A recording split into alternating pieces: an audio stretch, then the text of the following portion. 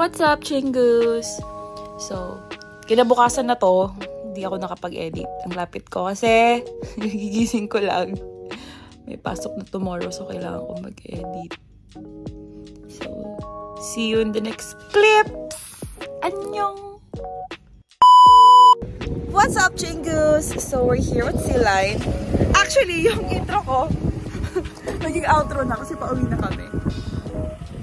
Nag-breakfast lang kami at saka nag-karak. Sea-Line. Oh, thanks. Ang buo na buko, diba? We're going home. We're heading home. What time is it?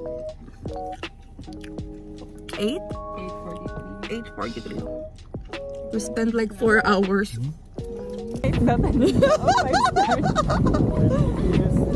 Choose Uber now. Ding ding ding ding.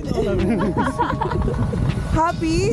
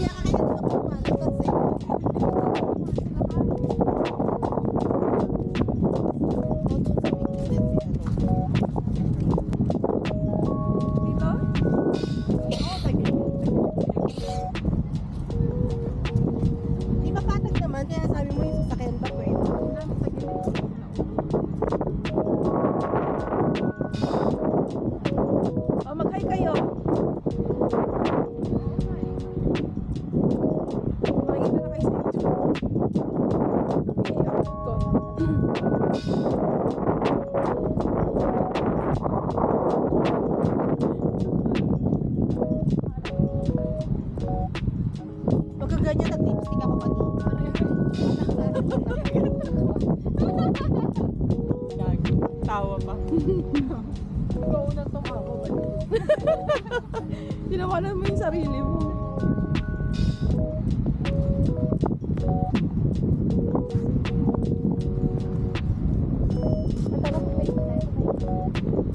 Sa kanya. Lumusong ka na lang, te.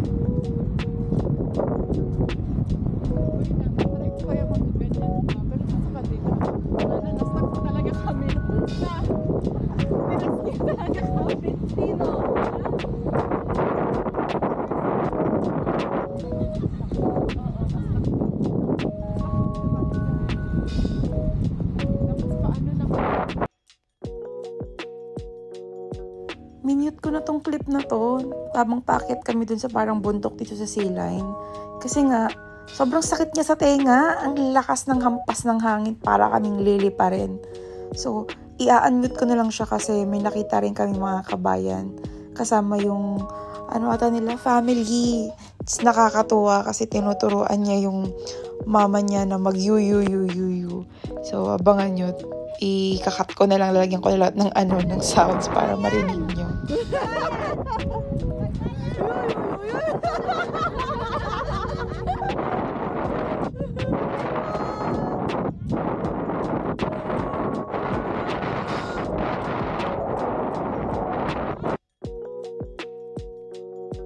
At eto na nga, i-mute na lang ulit natin.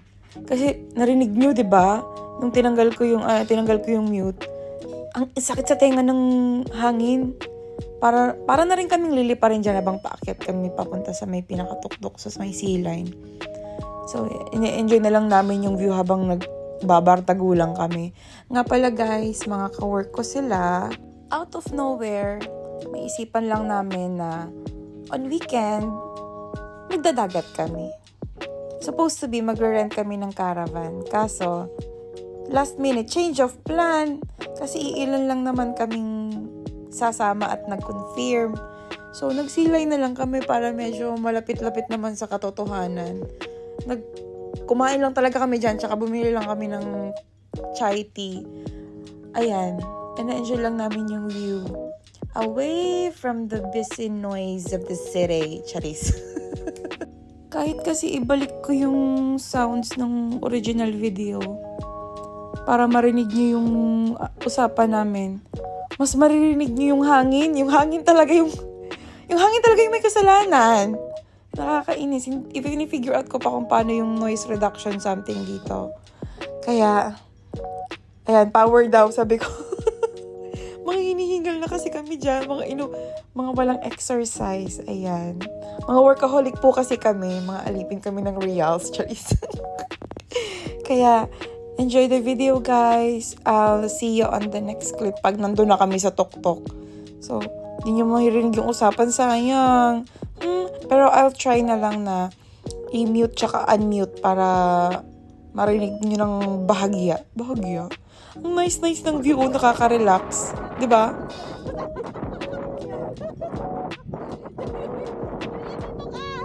Parang nag-uulog sa tingin ng patay nag-bully.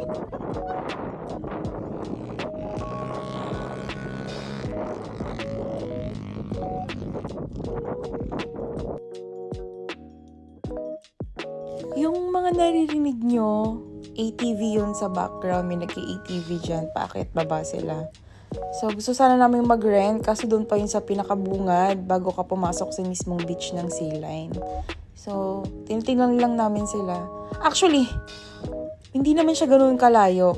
Naka 360 lang yung camera. Kaya, medyo malawak yung view na nakikita ninyo.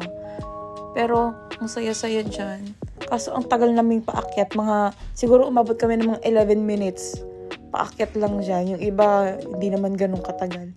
Mga hinihingal na kasi kami. Mga busog. Kakatapos na namin kumain, tapos umakyat kami dyan. Diba? Kamusta naman yarn? So, i-unmute ko ulit siya sa next clip.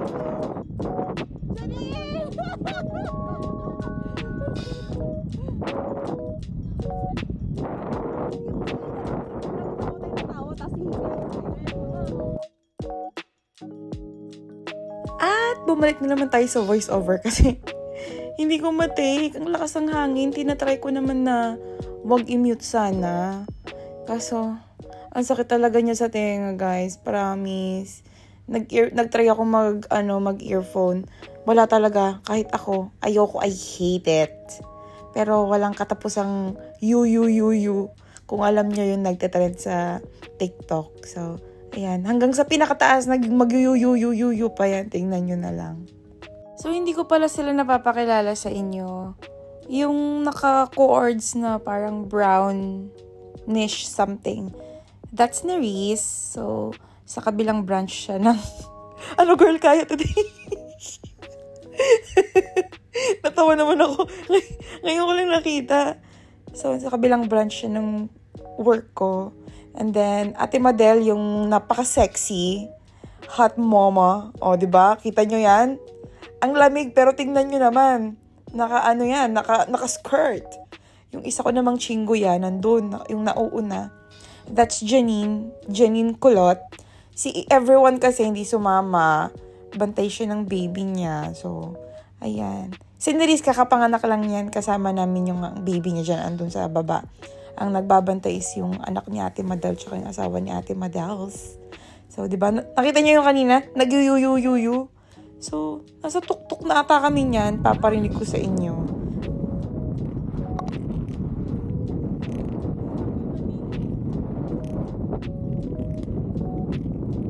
Look at the view.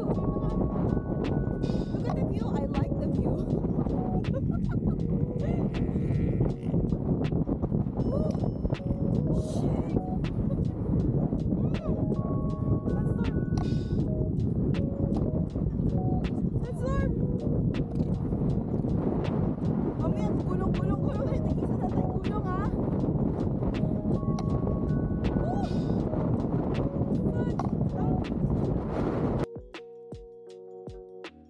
At ang vlog na to ay puro voice over.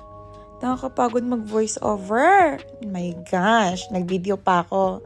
Anyway, hindi pa natapos yung yu namin dyan. O, diba? Masaya kami kasi nakarating kami ng tuktok. Kanina, hindi nyo makita yung mga tao. Nung sa previous clips, hindi nyo makita may tao na para sa may tuktok. Tsaka dyan yung may mga yung nagsasandunes, mga sasakyan.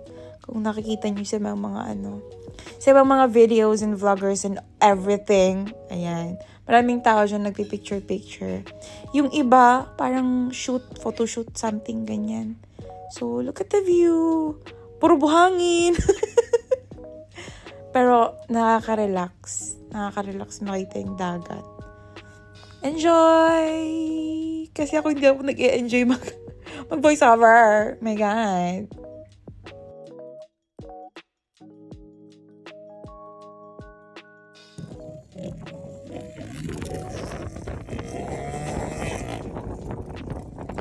Mahangin yan?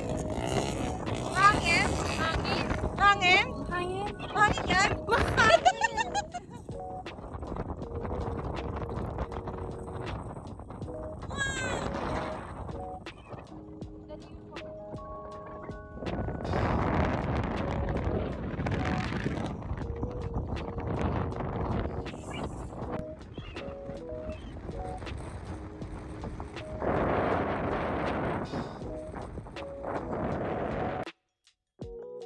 Wow.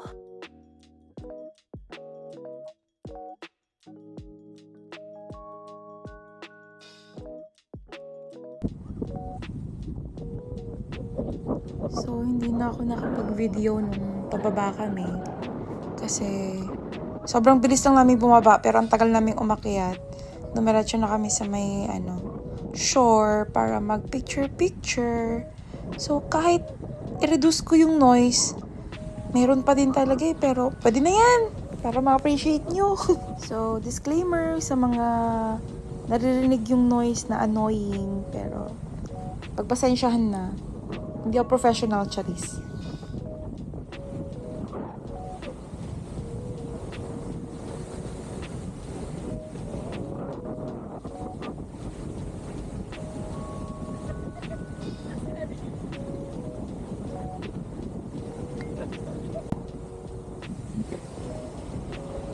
So, sa mga taong nakakakilala sa akin, it makes me really, really happy whenever nagpupunta ako sa mga beach, dagat, ganyan. Kasi may significant memory siya sa akin. Kaya, iba yung nabibigay sa aking happiness whenever na nasa dagat ako or nakakita ako ng dagat, ganyan. Kaya ayun, share ko lang. Okay, bye.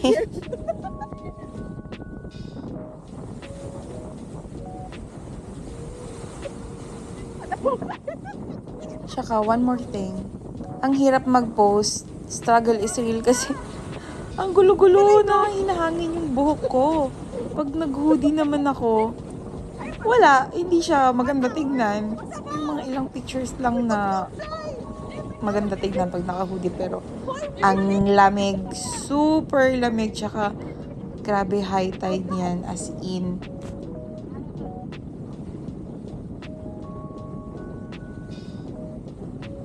halata namang malamig.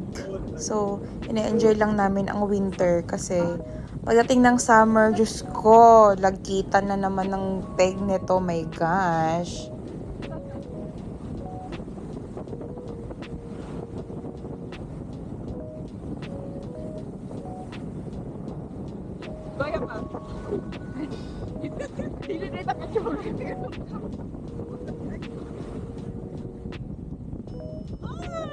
So nice!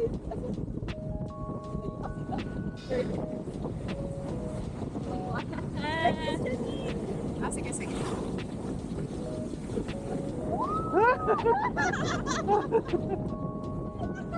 You'll wanna pee if it passes you. I saw it, that's annoying. Sige na, girl.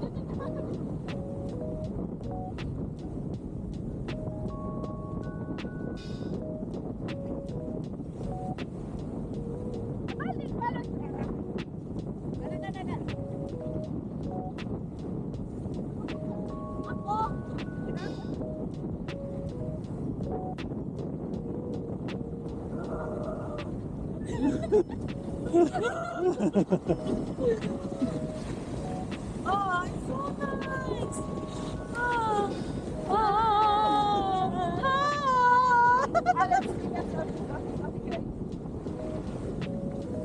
Oh.